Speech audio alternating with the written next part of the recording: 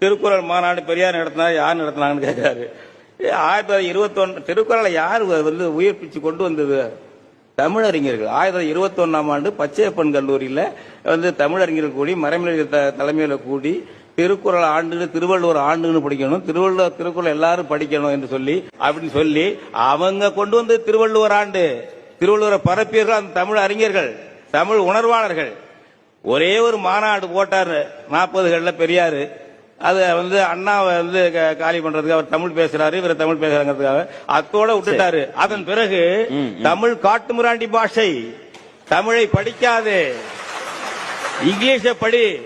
நான் பக்கம் எடுத்து காட்டுவேன், பக்கத்தோட பக்கம் சீர்திருத்தம் கொண்டு வந்தது யார்? யார்? பெரியார். தமிழ் காட்டுமிராண்டி பாஷை, தமிழ் எழுத்து சீர்திருத்தம் கொண்டு வந்தது யார்? குருசாமி, குத்தூசி குருசாமி. பெரியாருக்கு பேர் அது குத்தூசி குருசாமி. விடுதலையில எழுத்து சீர்திருத்தம் குடியரசில் கொண்டு வந்தவர் குத்தூசி குருசாமி என்ற பட்டுக்கோட்டை தமிழன். அதெல்லாம் பெரியாருக்கு போயிடும்.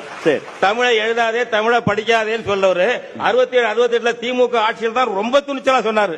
உன் வீட்டுல மனைவியிடம் தமிழ்ல பேசாத, உன் வேலைக்காரியிடம் தமிழ்ல பேசாத, இங்கிலீஷ்லயே பேச கற்றுக்கொள், தமிழ் சனியனை விட்டொழி, பொறுத்துக்கங்க என்ன அப்படின்னு சொல்லி ஆணைமுத்தையா தொகுப்புல பெரியார் சிந்தனைகள் இருக்கு.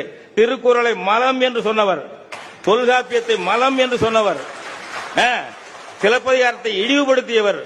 மேஜிக்கல் ரியலிசம் இன்னைக்கு சொல்றோம், மாய யதார்த்தவாதம் சொல்லி.